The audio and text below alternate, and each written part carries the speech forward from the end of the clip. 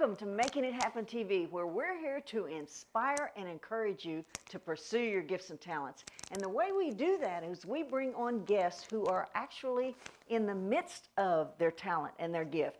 And you know, we said the other day when we interviewed Brant Fricker, and you guys missed something terrific if you were not listening or if you weren't part of the audience. But that gift like he had, we're taking people that are musicians, singers, songwriters, comedians, authors, you name it, bringing them on the set and letting them tell us their story, how they began. You know, and even some of their triumphs and their agony times, you know, where maybe things didn't work exactly like we thought it should. Like today, we were trying to start the show when we started having sound problems, you know. That's a problem you don't want to have. And so many times with an author, maybe sometimes they get a blockage in their thought process, you know, and they're trying to figure what is the next line or what's the next chapter going to be.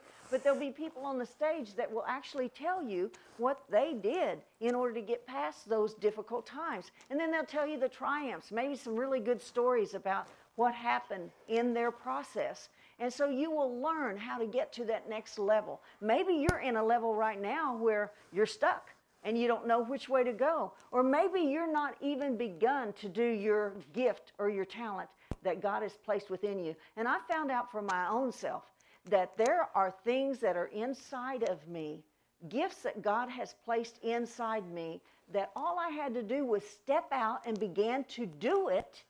And all of a sudden, the more you do your gift or your talent, the better you get with it. You know, you're honing your talent. You're finding out exactly what you're the best at doing. And, you know, we talked the other day about some people are just sitting out there. They really wish they could play a guitar or play the keyboard. They wish they could write a book. I can't tell you how, I've written 8 books now. I can't tell you how many people walk up to me and say, I've got this book inside of me. And I'm thinking, well, then write it. Or, you know, they say, I really wish I could play the keyboard, or I really wish I could do this or that, but they're not doing it. And, you know, the show is Making It Happen TV. Don't just think it, make it happen. So I want you to stay tuned because we've got a guest on today, Steve Crawford, who is originally from Ponca City, Oklahoma, but now he's resident in Los Angeles because he's an actor, he's a musician, he's a hypnotist, he's an escape artist, and he's going to show us little tidbits of each one of those hopefully today. But you're going to be so excited when you see the talent that comes out of this man, and he's honed it for years. So I want you to stay tuned. We're going to have a quick commercial. When we get back, I'm going to introduce you to Steve Crawford. So stay tuned. We'll be right back. Welcome back to Making It Happen TV. Okay, I'm promised you that we'll bring Steve Crawford onto the show, so let me introduce you to Steve Crawford. Come on in. Hello, everybody. Hi. Hello, it's dear. so nice to meet you. Nice to meet you in person. I saw a lot of the things that you have done over the years. Very impressed. And Well, I am so honored that you're here on our show. Today is no exception. In fact, we're going to be doing some of the greatest miracles ever known by man, many as they were done thousands of years ago. Maybe you heard of this one. It's called Walking on Water. Thank you. Okay, I don't do any real miracles. I don't do any miracles, but yes, Only Jesus does miracles. That's right. Yes, yes. But yes, I started doing magic tricks when I was 6 years old. I was actually inspired by Houdini, the old Tony Curtis movie. Do you remember that? Yes. And I went to a few magic shows. In fact, I saw a guy do a little trick with a white scarf that really inspired me. This guy took a white colored scarf. He started placing it into his hand like this, and it started coming out red on the other side. He'd push it in white like this, it'd come out red like that, and by the time the guy finished his magical trick, his white scarf had changed colors completely from that white one into the red one. Well, I want to know how he did it. So I went backstage, and I was supposed to go back there. The magician said, stop. I said, well, wait a minute, I want to be a magician. How do you do your magic tricks? He said, we magicians, we never tell the secret, but you look like a good guy, I'll show you how it's done. And he charged me $20. Oh, wow. Yeah, but I did get that secret. He said there are 2 scarves or handkerchiefs in the trick, and before the show starts, you actually hide the red one. So you hide the red one into your hand, and no one is supposed to know. There is a red scarf, of course, and it's hiding right here. Now, the white one goes in your pocket or somewhere till you're ready to use it. He also said, don't open this hand, right? Well, I mean, you can if you want to, I guess, but Oh, wow. yeah, I know what he said. He said, you leave that one shut. Now, when the time comes to do your magical show, you take out this white scarf, all right, and that's when you show everybody a little bit of the red scarf, and I'm actually sure you never showed them like this because they see there were two of them, but I had seen scarves and handkerchiefs change colors before. This guy did something I'd never seen before. May never see again. He actually took his two scarves together in his hand. He gave them a little squeeze and a shake like that. And when he was done, well, they looked something like that. And that's kind of how I became a magician. Anyway. All right. Have a seat. Thank you. Thank you. Let's talk for a minute. Mike, I don't know. You do so many different things. Did you start out, which way did you start out? It was acting and magic. I always wanted Really? to, do a lot of skits and acting things as a child, and studied drama, of course, in the school. Went to the tournaments with the high school. But Do you remember the first thing? the first, The first acting or? it was something at my church. Actually, we used to. I remember going to my church and doing "Who's on First," but we changed the who is, instead of who is on first, what is on second was the old skit. Right. It was the preacher. Let's see, how do we do that? It was the preacher was who is the preacher, what is the song leader, and I don't know, is the piano player. And so we did this skit in the church, and that's kind of how it started. I certainly remember some of the first magic tricks I learned. I recall one of them was with a dollar bill. In fact, I've got a dollar in here somewhere. And a lot of kids learn this trick. It's actually quite popular among young people because it's very simple to do. And it was a trick where I took, where is my dollar? I think I found the dollar. Okay, I took a dollar bill, come out of there. All right. You want to check it out, make sure it's a real dollar. No trap doors, no mirrors. There's a picture of Barbara Bush on the front. We didn't know who she was yet. But, all right. So anyway, the guy took this, the trick I did, you take the dollar bill, you fold it like this. The idea is when you unfold it, it's supposed to come out backwards or different or upside down. Of course, we've improved it some, so today it comes out a little bit different than that. We actually can get ourselves a $100 bill. So you get older, you like your tricks to be profitable, my right? And I'm going to goodness. keep that one. Let me see that closer. It's a very popular bill. So yeah, that's kind of how it started. When I was in high school, a hypnotist came to my high school, and the principal introduced us because he thought I might want to learn, or I may want to work for his agency as a magician. Right. So the hypnotist came to my home. I said, I actually want to do what you do. His name was Dr. Roy Bellows, and Dr. Bellows took me under his wing at that age in high school, started teaching me. But the escape started early too. In the 7th grade, I actually started going to the police station. Like we can use Yep. with these? In the 7th grade, I actually went, I want to pass these into our audience. Would somebody grab these cuffs? We just want someone to come up and look at them. These are actually real police handcuffs, and anybody, sir, we just kind of pass these out and let everybody get a good look at them, because we're going to do a handcuff escape a little bit later in the show. Just let you get those on out there. And I would go to the police station, have them put me in their handcuffs. Oh, wow. And I had a Paul Zuvinich, my neighbor. He was just kind of leave him out there. We'll bring him up later, let everybody see him.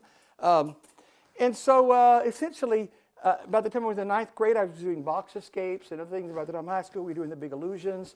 And started doing daredevil escapes, through the years. So that's how it all started. So you had these gifts inside you. Apparently so. I was so inspired to be like Houdini as a kid. Yeah. Because that movie was so inspirational to me. And I was like, why? The guy drowned in the water tank.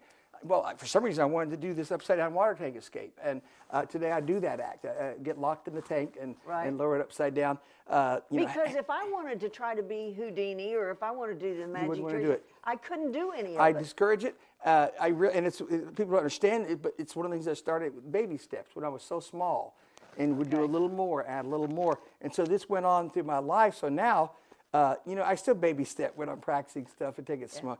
But people don't realize, you get, I actually open locks at the bottom of the pool. People bring their own locks. They chain me up. They throw me in the pool. Wow. And you think, well, a locksmith thinks I can open those locks at the bottom of the pool probably.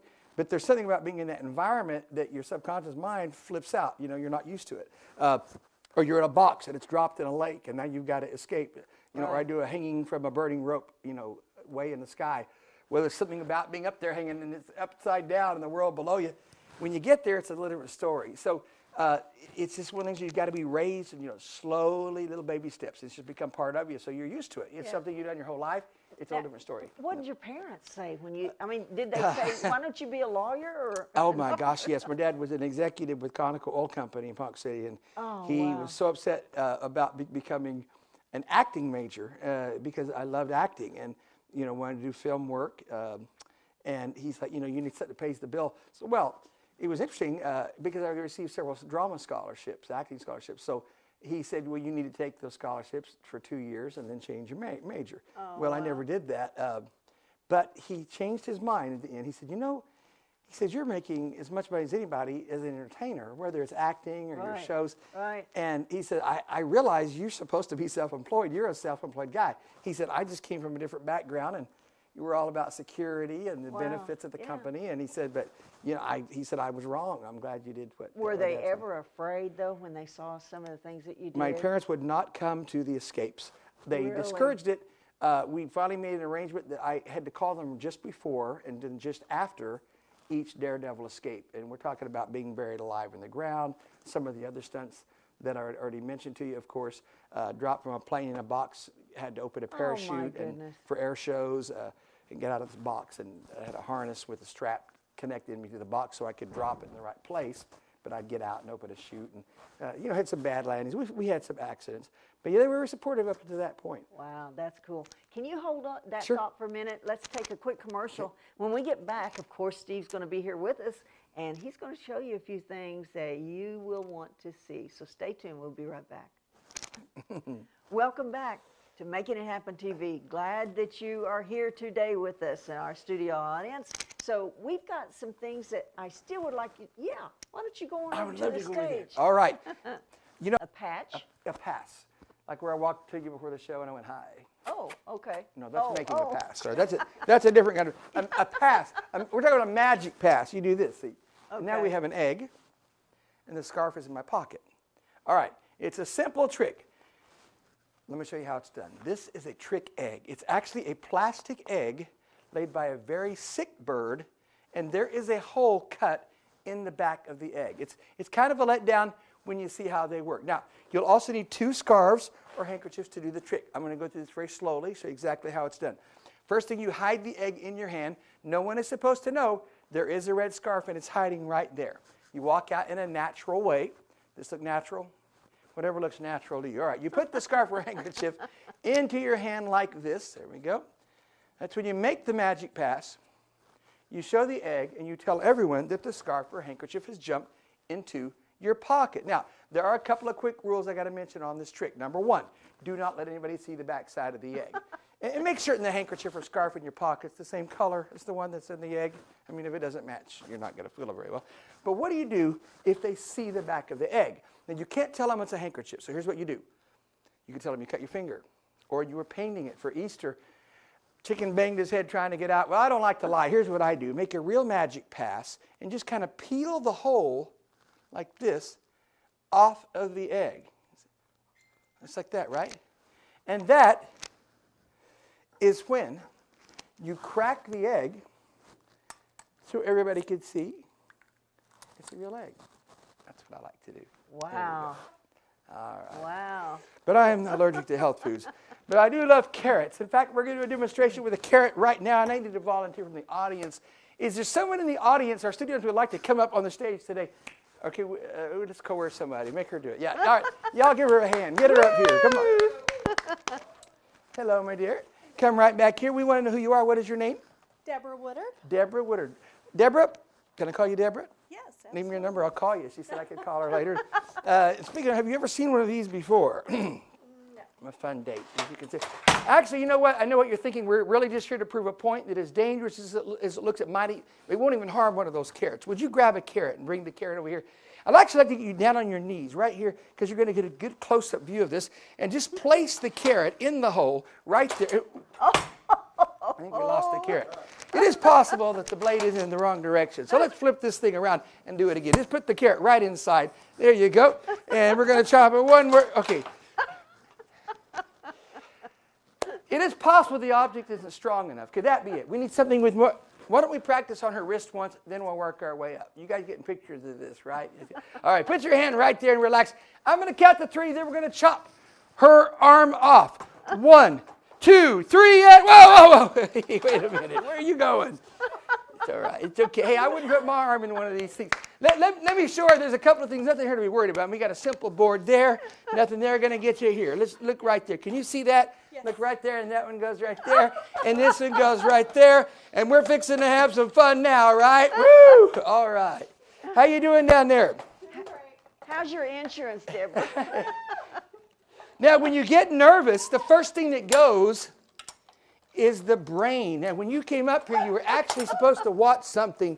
Do you recall what it was? How about the carrot? We have another carrot. And would somebody, Robert, my helper, Robert, would you please grab that carrot and bring the carrot and place it right under her head? We've got another hole down there. The carrot is the tester. If the carrot doesn't chop, we know everything's okay. If it does, you'll be the first to know. All right. We're going to do it on 3. 1, 2. Wait. One more thing. Yes, Robert, good idea. You know, I think she knows where this trick is heading, don't you? Woo, just like that. Yeah. Okay. We're going to do it. Oh, any last words? Thank you, Jesus. I wouldn't say thanks quite yet. Let's find out. All right. And everybody remember, watch that carrot. 1, 2, 3, and oh my gosh, I think we lost the carrot. Oop. She's alive. Yes, good job. Give her. I would say you may not want to eat or drink anything for the next 24 hours. You'll be wasting your money. But that does take a lot of courage. Everybody, that's here for her. Yes, thank you for helping. yes. I'd also like to ask, I know we've got some, somebody put the handcuffs up here for us pretty quick. Do we need a commercial before the handcuffs? Are we ready to go into the handcuffs? No, we probably should take a, you know, I got so involved in Sure. you were doing. Absolutely. All right, we'll do the handcuffs right after this commercial then, right? You know, that's my adopted daughter over there, so I was Oh, is that right? I would have to have a lot of explaining to do. No, thank you. Thank you for what you did, and we're going to come right back after a quick commercial, so y'all stay tuned. He's got something else up his sleeve. All right. Thank you, sir.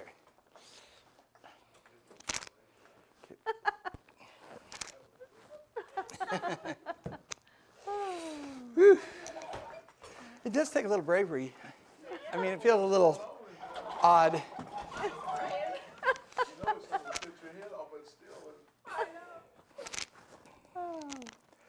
Okay. All right. Okay, welcome back to Making It Happen TV. And we've had Steve on here doing all kinds of tricks, and then he had Deborah, who's my adopted daughter, and we thought that she may or may not have a head when he's finished, but she survived. So now he's got another trick that I've been waiting to see this one. So he says that if he takes, someone gives him the handcuffs and Do locks we have the them on handcuffs him, back? Okay. where okay. are they? Can I go ahead and lock you on? Come on over. Let's do Okay. this. All right, let's do it. And I believe they've returned the handcuffs. Yes, bring the cuffs up. I'm going to ask my helper, Robert, to assist as well. We're going to have you time this thing. So do you want Okay. to come on up here with me? And obviously, you put the handcuffs on me first. So Okay. let's get those All right. on me. Hold And, on. the idea is to try to get out of these in 2 seconds or less. That's the goal. So 2 seconds? we've actually done Did this you before. mean like This 2 is- minutes? there you go. There you go. That's right. 2 minutes, it would be okay too. It's been a while since we've done it. Just push it as tight as it'll go. Just shove it straight in, very good. Okay. And do the other one, just as tight as you want to get it. It's fine, just push it straight in. That's how you do it. That's all there is to Okay. it. All right, so right. you're going to time this, and Robert, I'm going to ask you to cover this up, but let me give you the signal first, and we'll try to get out of the cuffs in under 2 seconds today. Tell me when to start. All right. When you see the cloth cover the hands, we'll start the timer right then. Are you ready? Okay. And go. Drop it, drop it. Yeah, drop it. Okay. You need to hurry up. Yeah, I'll tell you what. You know what? I'd like to do it one more time. Is that okay? Can we do it one more time today? Oh, wow. Let me try one more time. That's the warm-up. So one more time. Let me try it one more okay, time. okay. Just push it down as tight as you want to get it. Nope, doesn't matter. Okay. Just straighten like that. Good. That's plenty. Okay, and let me just set right through there and do this one too. Tight as you can get it, all the way. All right, one more time. Let's do it this time. Then we're going to do it this time. You know what to do with it. Okay. Go straight over. Wait for my signal. I'm going to be ready. Okay, ready? Okay, ready. 1, 2, 3, go. Got it. Oh my goodness. How we do? Well, I barely pushed the button. What does that mean? No, I'm not very good at this. 1 point something. You stopped at about 1 point something seconds. 1.65. Oh, my goodness. That's under 2 seconds. That's good enough. Good enough for me. Oh, All wow. right. You are Thank terrific. you. Good Thank to be you. with you. Thanks for having me today. You want to come back over the stage for just Sure, a we minute? gotta follow you right Help over. me close out the show. Okay. And we'll just sneak over here. As the clock keeps ticking there. Yes. How in the world? Okay. I'm really mesmerized. You can do it. 5 minutes practice every day for about 20 years. You'll get it, yes. No, I guess you don't want to share how you could You know, I actually possibly. do share the secret to handcuff escapes for police officers. I have actually been to the Tulsa Police Academy. I will get you that picture today. Okay. And one of the instructors, I'm the only person who's ever been to the police academy to instruct officers that is not a police officer or in any way affiliated with law enforcement. And I show them how people can escape from handcuffs with, I've got a picture I'll give you where they're with a windshield wiper or the back spring from the back seat of every one of their police cars. I demonstrate to them how, with reading glasses, how they can open regulation padlocks, secure padlocks, pick the locks, how they can get out of jail, just using things around the room. And it took me years to come to the decision to do that because we don't reveal our secrets. But there were a lot of officers that were dying, literally, that were being overtaken by prisoners and locked really? in their restraints. People were getting out of the handcuffs. They were getting out of the transport devices. And the secret's out. So I have to balance this by letting the officers know what to look for. So it was a tough decision, but I do share with the officers. And Wow. and Tulsa Police Academy is one of my favorite places to visit, but we also do other law enforcement groups and Wow. federal as well. You know, I never knew about you until just a few days ago, but I'm so glad that we got the opportunity to meet. Me And too. what's good about it, though, is now it'll be Making It Happen TV that's going to spread you all over the nation. So, and we get We're to be, hoping you know, so. because, you know, there's so many people, somebody will say, do you know so-and-so? Or do you know so-and-so? Well, you know, you can't know everybody, but this gives you an opportunity to be introduced to some people that may not have ever heard of you before, you know. Although you've been everywhere, there's some of us that haven't heard, you know. So, you know, let me real quick go back to when you were saying that you started out and because of being in the church. That was my Isn't first it skit. interesting? Yes.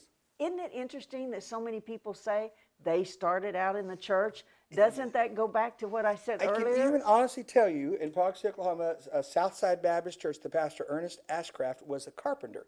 And he helped me build my first stage illusions. Wow. The big stuff.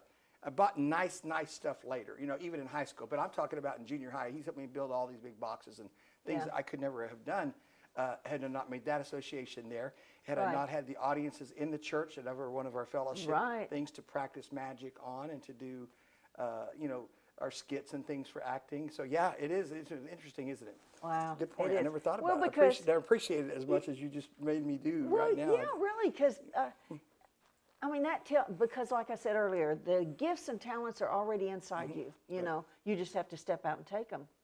That's right. So That's right. I don't know. I give the Lord honor for that. You know, to show Absolutely. us, step into those gifts. Okay, I wish we had about another hour Me or too. two This to is go. fun. Yeah, this was a lot of fun, but I have to say goodbye because, you know, one of these days maybe we'll have an hour show instead of a 30-minute show.